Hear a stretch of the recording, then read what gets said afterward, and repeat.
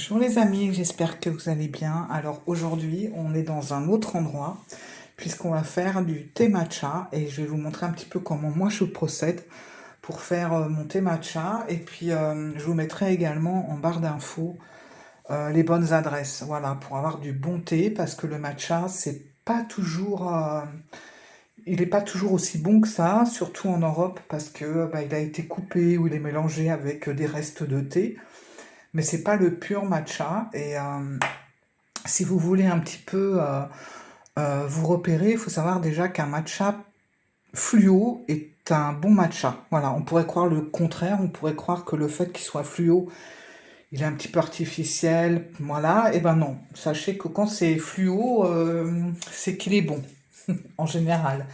Après, si vous avez un matcha un peu kaki, c'est vraiment, voilà, c'est pas du tout recommandé d'acheter un matcha de cette couleur-là, mais voilà. Bon, alors, moi j'en ai que j'ai mis dans cette boîte-là. C'est pareil, votre matcha, il faut toujours qu'il soit dans une boîte hermétique, si possible avec deux fermetures, vous voyez, un truc comme ça en plastique, plus ça, pour qu'il soit vraiment bien enfermé, parce que un matcha, ça a tendance aussi à sécher, et plus il va sécher, moins il va avoir d'arôme, voilà. Donc, je prends, alors attendez, une petite cuillère comme ça, tout ce que je vais vous montrer là, c'est vraiment pour le matcha. Donc, hop. Alors moi, je remue toujours un petit peu. Bon, moi, je trouve que le matcha, franchement, ça fait rire mon mari à chaque fois, mais je trouve que le matcha, ça a une odeur d'épinard. Honnêtement, je trouve que c'est... ouais, la poudre de matcha, je trouve que ça sent les épinards. Voilà. Alors, on va en mettre 2 cuillères, comme ça. J'espère que vous voyez bien, parce que, alors là, je vous dis pas dans les conditions que je suis en train de filmer. Déjà, j'ai fait un échafaudage incroyable pour faire tenir mon téléphone. Je regarde. Ouais, ça a l'air d'aller. Moi, je vais en rajouter 2. Alors, 2, c'est déjà pas mal. 3, ça va être un peu fort. Surtout que je vais mettre dans ce bol-là. Vous voyez, il ne faut pas que ça soit trop fort, parce qu'après, c'est amer. Quoique vous avez des matchas maintenant qui sont un petit peu plus sucrés, amers, moins amers et pas amers du tout. Voilà. Il vous faut également ce petit instrument. Ça, c'est vraiment... on ne peut pas passer à côté. Autant la petite cuillère en bois comme ça, enfin c'est pas en bois, c'est en bambou. Vous pouvez mettre ça de côté, c'est pas bien important si vous en avez pas. Mais le petit fouet, là, comme ça, c'est vraiment important de l'avoir parce que c'est ce qui va vous permettre de bien aérer votre poudre de matcha avec de l'eau bouillante et en faisant des huîtres comme ça pour le faire mousser. Alors, moi, je le mets toujours sur ça.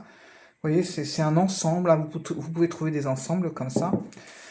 Ce qui permet à ce petit outil de bien se mettre comme ça.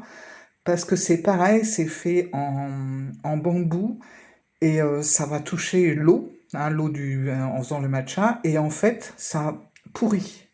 Si vous ne laissez pas bien sécher ces petites lamelles de bambou, ça va finir par pourrir et après vous pouvez le jeter, hein. Donc c'est vraiment important d'avoir ça parce que vous voyez, ça permet vraiment, vous voyez rien en fait, ça permet vraiment voilà, de bien l'étaler.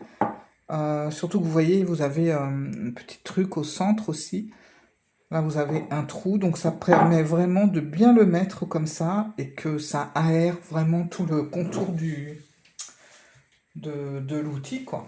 Alors, une fois que vous avez mis votre poudre dans le bol à matcha, on va mettre de l'eau bouillante. Alors, hop. À peu près, vous mettez aux 3/4, hein, vu que j'ai mis 2 cuillères. Voilà. Et ensuite, on va prendre notre fouet, comme ça. Et est-ce que vous voyez? Je ne sais pas. Et on va essayer de former ça ou comme ça. On fait un petit peu comme on veut. Alors, justement, vous ne tournez pas, ça sert à rien. Il faut plutôt faire des 8. Et le but en fait de ce mouvement, c'est de faire mousser le matcha pouvez faire haut en bas aussi si c'est plus simple. Je ne voudrais pas en mettre partout. Voilà, c'est de le faire assez rapide. Une fois que vous avez trouvé votre rythme, c'est bien. Et c'est de faire mousser le matcha. Plus vous le faites mousser, plus il va être aéré et meilleur ça va être. Parce que c'est vraiment le but. Bon, j'en mets un peu partout, hein, mais c'est pas grave. Donc on y va. Faut qu'on soit énergique. Hein, on n'est pas là pour faire ça doucement. Faut y aller. Le but, c'est de faire mousser. Un petit peu comme si vous montiez des blancs en neige avec vos œufs. Voilà. Une fois que c'est moussé, hop, légèrement moussé, on remet le fouet sur son support. Alors là, vous voyez pas trop, il y a un peu de mousse. C'est vraiment le but. Voilà. Moi, je fais du matcha au lait. Parce que j'aime bien le côté onctueux, voilà. À chaque fois que je vais au Japon, c'est toujours du matcha pur. Et j'avoue, moi, c'est pas sucré, c'est vraiment pur, quoi. Et ça a tendance à être amer quand même. Et j'adore le matcha au lait. Alors, ce que je fais, je mets du lait dans le bol. Alors, donc, je fais chauffer le lait.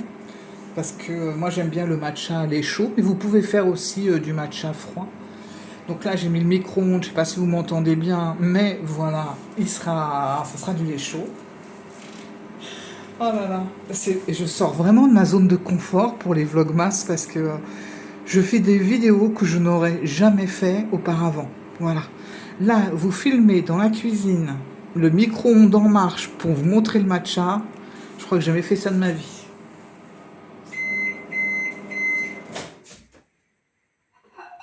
Donc, le lait, il est ici. Alors, je vais le faire mousser parce que j'aime bien. On n'est pas obligé, mais écoutez, après, chacun fait comme il veut, mais voilà. Donc, vous avez des petits instruments comme ça, électriques ou même manuels, hein, pour faire mousser le lait. Donc ça, c'est génial. Moi, j'adore la mousse de lait. Voilà, c'est moussé. Et je vais verser, donc, mon thé matcha dans ce bol.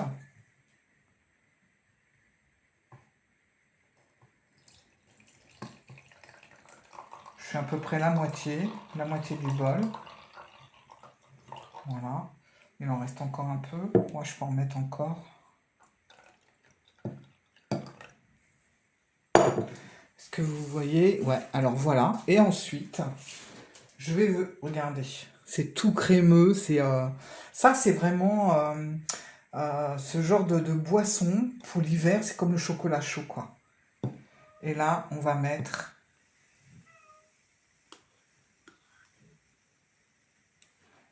la mousse de lait.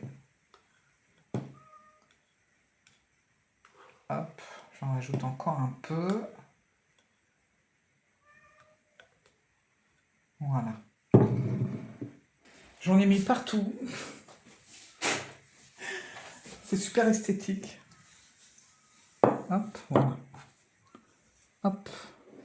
Donc, voilà, le matcha est prêt. Vous pouvez légèrement remuer. Et là, du coup, vous avez un matcha au lait qui est super bon. Je vous montre. Voilà. Donc, on voit pas trop le verre, mais je vous assure qu'il y en a. Et plus vous allez boire, plus vous allez avoir le matcha qui se trouve au fond, quoi. Voilà, les amis. Voilà comment je fais le matcha. Donc, vous voyez, c'est tout simple. Ce qu'il faut, il vous faut juste le matériel. Donc, voilà, le petit plumeau comme ça et son support. Le matcha avec une boîte bien hermétique.